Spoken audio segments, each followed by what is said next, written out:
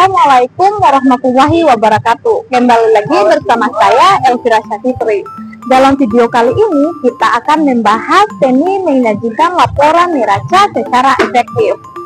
Laporan neraca merupakan salah satu laporan keuangan yang paling penting, memberikan gambaran tentang posisi keuangan perusahaan pada suatu titik waktu tertentu. Memahami esensi neraca. Laporan neraca sering disebut juga sebagai laporan posisi keuangan atau sebagai neraca saldo, merupakan salah satu laporan keuangan utama yang memberikan gambaran tentang posisi keuangan perusahaan pada suatu titik waktu tertentu. Struktur dasar laporan neraca. Laporan ini menunjukkan aset, liabilitas atau kewajiban, dan ekuitas perusahaan yang merupakan tiga komponen utama neraca dalam persamaan akuntansi. Aset sama dengan liabilitas tambah ekuitas. Elemen utama dalam laporan neraca yang pertama aset. Aset merupakan sumber daya yang dimiliki perusahaan dan diharapkan dapat memberikan manfaat ekonomi di masa depan. Aset dapat berupa harta benda, hak, atau nilai lainnya. Adapun jenis-jenis aset. 1. Aset lancar, yaitu aset yang mudah diubah menjadi kas dalam jangka waktu kurang dari 1 tahun, seperti kas, piutang, persediaan, dan investasi jangka pendek. Kas dan serta kas adalah uang tunai yang tersedia untuk digunakan serta investasi jangka pendek yang mudah dikonversi menjadi kas. Piutang usaha adalah uang yang harus dibayar oleh pelanggan atas pembelian barang atau jasa. Persediaan adalah barang dagangan yang tersedia untuk dijual, bahan baku yang digunakan dalam proses produksi, dan barang dalam proses produksi. Beban dibayar di muka adalah biaya yang telah dibayar di muka seperti sewa, asuransi, dan iklan. 2. Aset tetap, yaitu aset yang digunakan untuk jangka waktu lebih dari 1 tahun dan memiliki nilai ekonomis jangka panjang seperti tanah, bangunan, mesin, kendaraan, dan peralatan. Tanah yang dimaksud adalah tanah yang dimiliki perusahaan dan digunakan untuk kegiatan operasional. Bangunan yang dimaksud adalah bangunan yang dimiliki perusahaan dan digunakan untuk kegiatan operasional. Mesin dan peralatan yang dimaksud adalah mesin dan peralatan yang digunakan dalam proses produksi atau operasional perusahaan. Kendaraan yang dimaksud adalah kendaraan yang dimiliki perusahaan dan digunakan untuk kegiatan operasional. Dan peralatan yang dimaksud adalah peralatan yang digunakan untuk kegiatan administrasi dan operasional kantor. 3. Aset tidak berwujud, yaitu aset yang tidak memiliki wujud fisik tetapi memiliki nilai ekonomis, seperti hak paten, hak cipta, dan merek dagang. Aset disajikan dalam neraca berdasarkan tingkat likuiditasnya, yaitu kemampuan aset untuk diubah menjadi kas. Aset lancar biasanya disajikan di bagian atas neraca, diikuti oleh aset tetap dan aset tidak berwujud. Elemen kedua, liabilitas atau kewajiban. Liabilitas adalah hutang atau kewajiban perusahaan kepada pihak lain yang harus dilunasi atau dibayar di masa mendatang. Jenis liabilitas. Liabilitas juga dibagi menjadi 2 kategori, yaitu liabilitas lancar atau jatuh tempo pembayarannya dalam jangka waktu pendek, dan liabilitas jangka panjang atau jatuh tempo pembayarannya lebih dari 1 tahun.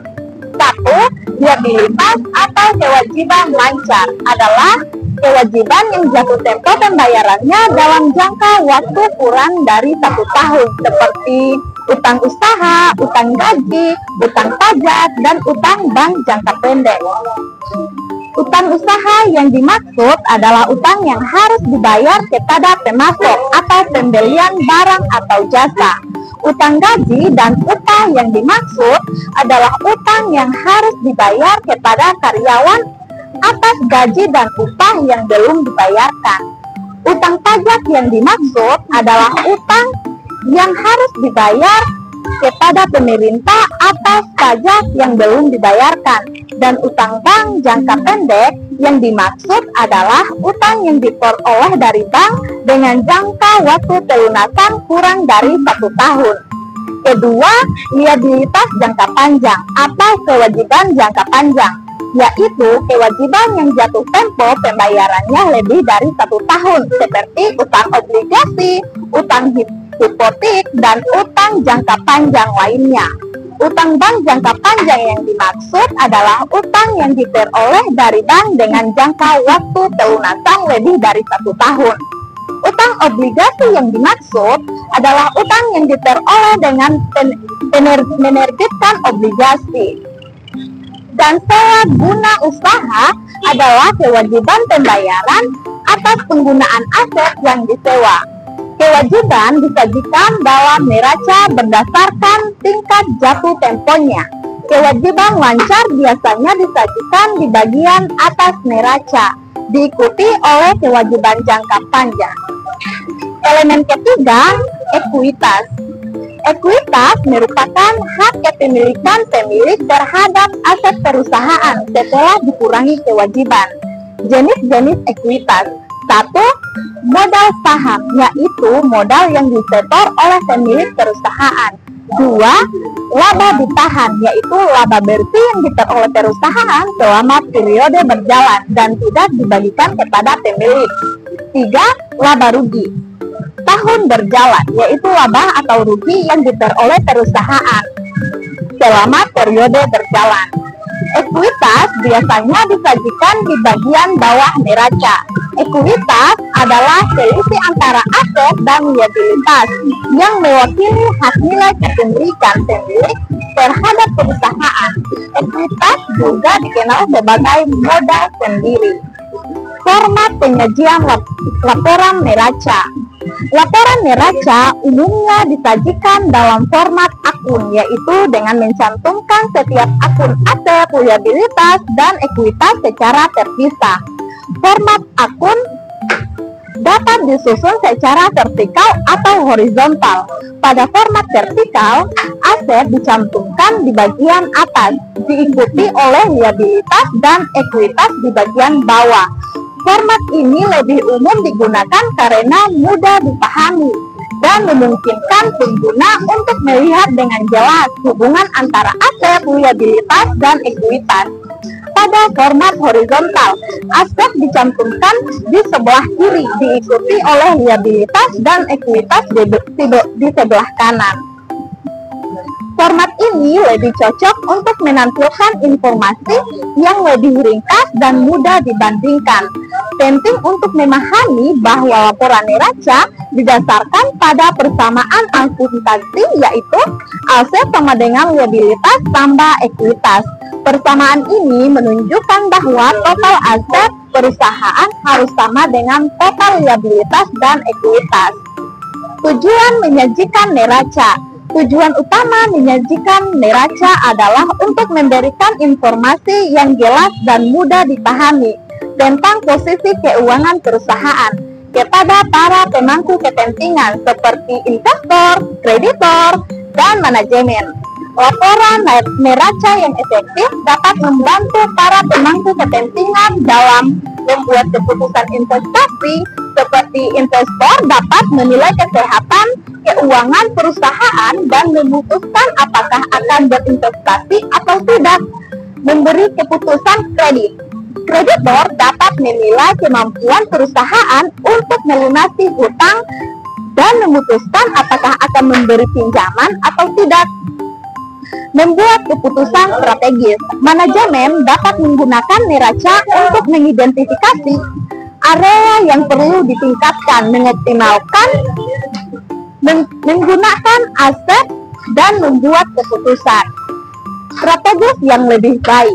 Dalam laporan neraca biasanya dilengkapi dengan informasi tambahan seperti catatan atas laporan keuangan, menjelaskan informasi tambahan yang tidak dapat disajikan dalam neraca seperti kebijakan akuntansi yang digunakan dan informasi mengenai aset dan kewajiban yang tidak biasa. Laporan arus kas, laporan yang menunjukkan aliran kas masuk dan keluar perusahaan selama periode tertentu. Laporan perubahan ekuitas, laporan yang menunjukkan perubahan ekuitas perusahaan selama periode tertentu.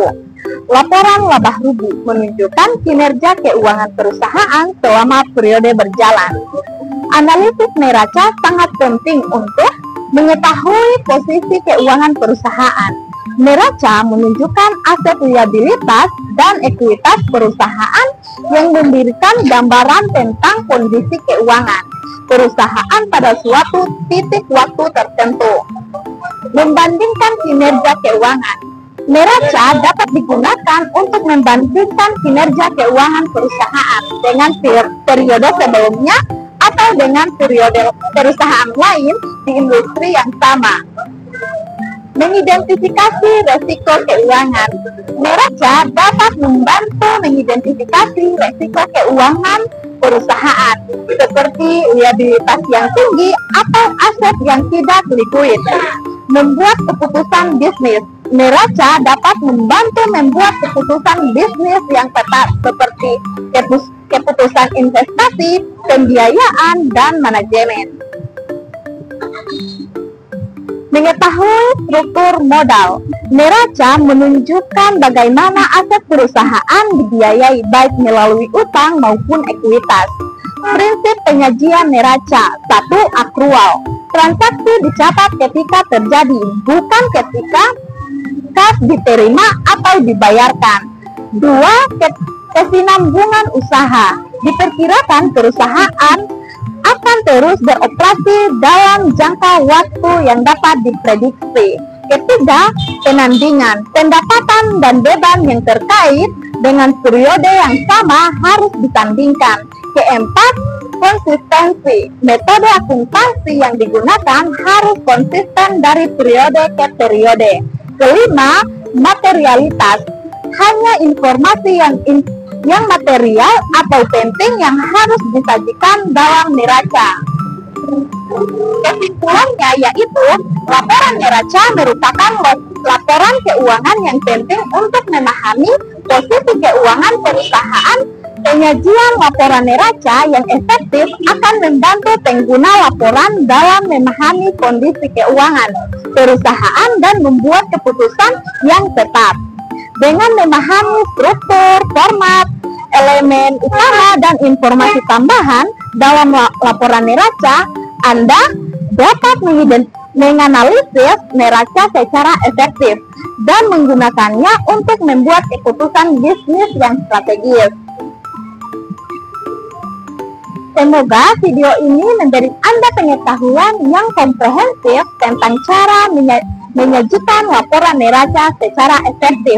Ingat, laporan neraca yang baik tidak hanya tentang angka-angka, tetapi juga tentang bagaimana Anda menyampaikan informasi tersebut dengan jelas, menarik, dan berkesan. Dengan menguasai seni menyajikan laporan neraca, Anda dapat meningkatkan kemampuan Anda dalam berkomunikasi keuangan dan membuat keputusan bisnis yang lebih tepat. Sekian penjelasan mengenai penyajian neraca dari saya. Sampai jumpa di video selanjutnya. Jangan lupa like, comment, dan wassalamualaikum warahmatullahi wabarakatuh.